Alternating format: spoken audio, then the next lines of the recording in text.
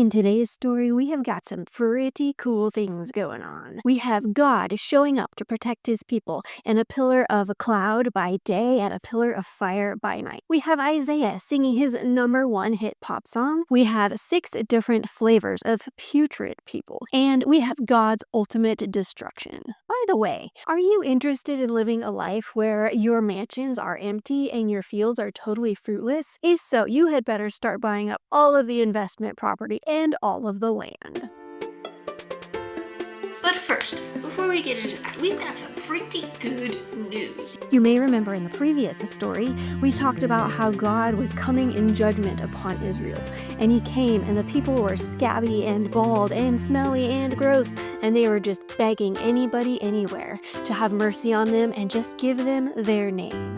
But in today's story, God shows up. He brings his person, the branch, the promised branch. He comes in a spirit of judgment and fire, and he cleanses away all of the blood stains from Jerusalem, and he guards over them. He spreads his protection over them and comes around them in a pillar of cloud by day and a pillar of fire by night. And this pillar is a canopy over them, and it protects them from the heat of the day and the cold of the night. And it is their refuge and their hiding place in times of storm and rain. And Isaiah composes this song and sings about a vineyard, this vineyard that was loved and cherished. The farmer decides he wants to have a beautiful vineyard and he wants to care for it, and so he goes and he fertilizes the land and he tills up the soil and he builds a hedge of protection around it, and he puts a wine press so he can crush the grapes, and he plants the vineyard and he weeds the vineyard and he guards the vineyard, and then he comes to the vineyard during the time of harvest and he says,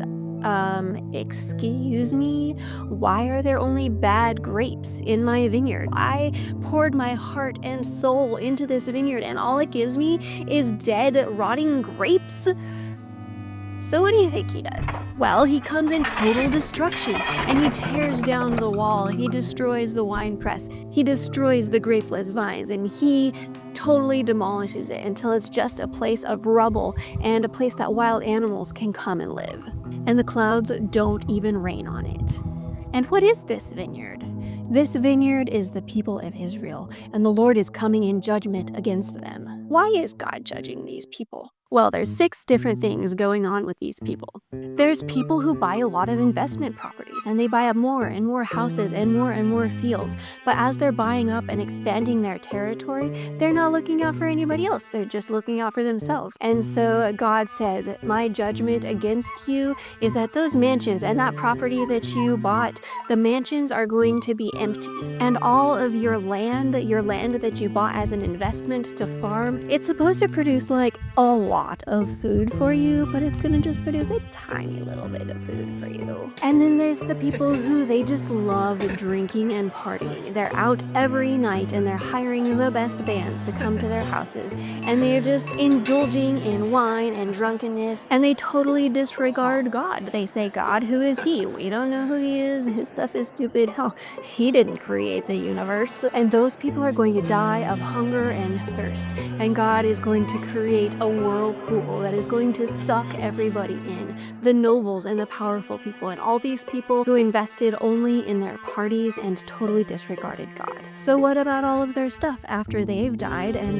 been totally humbled? There's still land and things there in the world. So this is what's going to happen. God is going to bring sheep and flocks and herds to the land, and they're going to graze there among the ruins of the people who died. And then there's people who just love to sin. They say, we're going to do whatever we can to sin, and they drag the sin along like with a rope, and they just bring it with them wherever they go. And they totally ignore God, and they scoff at him, and they say, where is this God? When is he going to show up? When is he going to show us that he is worth something? And then there's the kinds of people who say, oh, that thing that used to be called good, actually that's bad, and that thing that used to be called bad, actually that's good. And light, no, that's not light, that's darkness. And darkness, yeah, we love the darkness, it's actually light. And then there's the kinds of people who are proud and heroic. But what are they proud and heroic about?